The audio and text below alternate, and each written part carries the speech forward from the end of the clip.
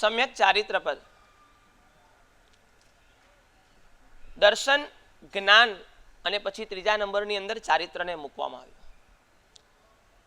દર્શન એટલે શ્રદ્ધા, જ્ઞાન એટલે માર્ગ અને ચારિત્ર એટલે આચરણ. પહેલા ધર્મ પ્રત્યેની શ્રદ્ધા થાય, પછી ધર્મનો સાચો માર્ગ મળે અને એના પછી ત્રીજું એ સમ્યક ચારિત્ર પદ મૂકવામાં આવ્યું ધર્મ તત્વની અંદર, કે ત્રીજા નંબરની અંદર એ સમ્યક ચારિત્ર આપણા જીવનની અંદર આવે, અર્થાત સાચું આચરણ આપણા જીવનની અંદર આવે. અત્યારના લોકોની સૌથી મોટી સમસ્યા છે, જાણે છે બધું જ, પણ એ જાણવા છતાં પણ કંઈ કરી શકતા નથી. ખબર છે આ ન કરવું જોઈએ છતાં પણ એને છોડી શકતા નથી, અને ખબર છે આ કરવું જોઈએ છતાં પણ એ કરી શકતા નથી, કારણ કે સમ્યક ચારિત્ર પદની આરાધના તમારા જીવનની અંદર નથી. સમ્યક ચારિત્ર પદની પ્રાપ્તિ તમને થઈ નથી. સમ્યક ચારિત્ર જેને મળી જાય એને જે છોડવું હોય એ છોડી શકે અને જે કરવું હોય એ કરી શકે. એ સમ્યક ચારિત્રની તાકાત છે. પણ આજના વ્યક્તિ પાસે એટલું સત્વ પણ નથી, એ સમ્યક ચારિત્રની તાકાત પણ નથી કે કંઈ છોડી શકે, અને એ સમ્યક ચારિત્રની તાકાત પણ નથી કે કંઈ કરી શકે. ચારિત્ર અર્થાત આચરણ, ચારિત્ર અર્થાત સંયમ.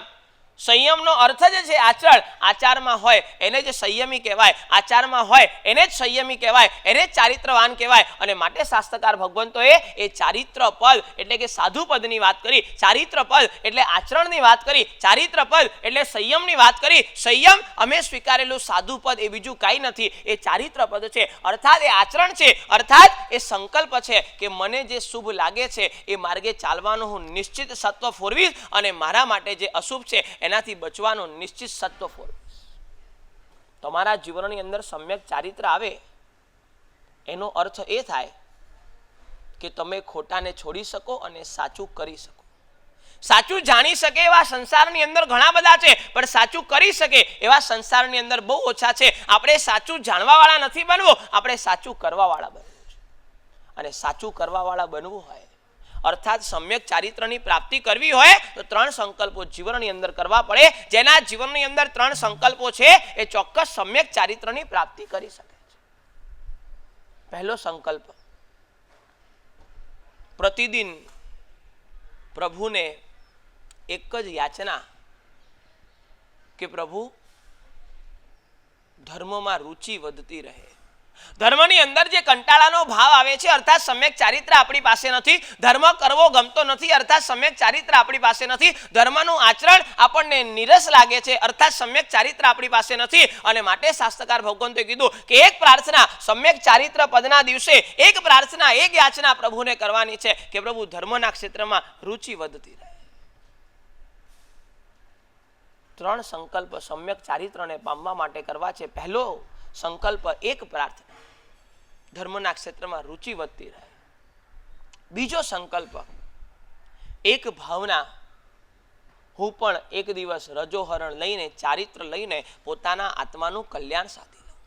આપણે ત્યાં આગમ ગ્રંથોની અંદર લખવામાં આવ્યું કે શ્રાવકનો જન્મ થતાની સાથે ભલે એને સંસારી વસ્ત્રોને ધારણ કરવા પડે, પણ શ્રાવકનું મૃત્યુ એની ભાવના તો એવી જ હોય કે મારું મૃત્યુ તો સાધુના વેશની અંદર થાય, મારું મૃત્યુ તો શ્રમણ વેશની અંદર થાય, મારું મૃત્યુ તો એ સાધુ ભગવંતના વેશની અંદર થાય. એ પ્રભુને પ્રાર્થના કરવાની છે, એ ભાવના ભાવવાની છે. રોજ સવારે ઉઠીને પ્રભુને ભાવના ભાવવાની છે, ભાવનાથી ભાવિત થવાનું છે કે મારે પણ એક દિવસ શ્રમણ વેશ ધારણ કરવો છે, મારે પણ એક દિવસ સંયમ લેવું છે. એક મનોરથ એવો છે વેશ શ્રમણનો લેવો છે. એ ભાવના પ્રતિદિન ભાવવાની છે.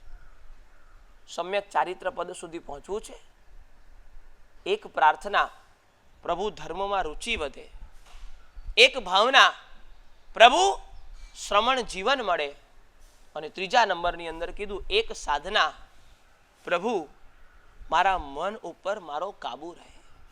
જ્યાં સુધી મન ઉપર તમારો કાબુ નહીં હોય ત્યાં સુધી સમ્યક ચારિત્ર પદમાં તમે આવી નહીં શકો. સમ્યક ચારિત્ર પદની અંદર તમારે આવવું છે તો તમારે તમારા મન ઉપર કંટ્રોલ કરવો પડશે. કારણ કે મન ઉપર કંટ્રોલ નહીં હોય તો મન તો સંસારની તરફ તમને આકર્ષિત કરશે, સંસારની તરફ તમને લઈ જશે. પણ જ્યારે તમારો કંટ્રોલ તમારા મન ઉપર હશે ને ત્યારે ચોક્કસ એ તાકાત તમારી ઊભી થશે કે મનની ના હોવા છતાં પણ, મન અનુકૂળ નહીં હોવા છતાં પણ તમે ધર્મ કરી શકશો. અને બરાબર સમજી લેજો, જે મનને જીતે એ જ જીવનને જીતે. અને માટે કીધું કે ત્રીજી એક જ સાધના સમ્યક ચારિત્ર પદ પામવું છે. એક જ સાધના, પ્રભુ મારા મન ઉપર મારો કાબુ રહે. બસ મન ઉપર કાબુ આવી ગયો ને સમ્યક ચારિત્ર પદની અંદર આવતા સંસારમાં કોઈ તમને રોકી નહીં શકે. અને માટે કહું છું કે જીવનની અંદર બરાબર સમજી લેજો, સમ્યક ચારિત્ર લીધા વગર કલ્યાણ નથી, સંયમ લીધા વગર કલ્યાણ નથી, દીક્ષા લીધા વગર કલ્યાણ નથી. અને માટે સમ્યક ચારિત્ર પદની અંદર આવવું છે તો આ ત્રણ સંકલ્પ જીવનની અંદર કરી લેજો. એક યાચના,